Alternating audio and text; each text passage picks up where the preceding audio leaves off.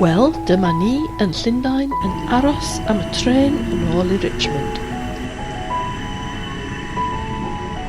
Heddiw, mi wnaethon ni gerdded ar hyd yr afon Thames o Kew Bridge i Teddington. Da ni wedi bod yn aros am sbel.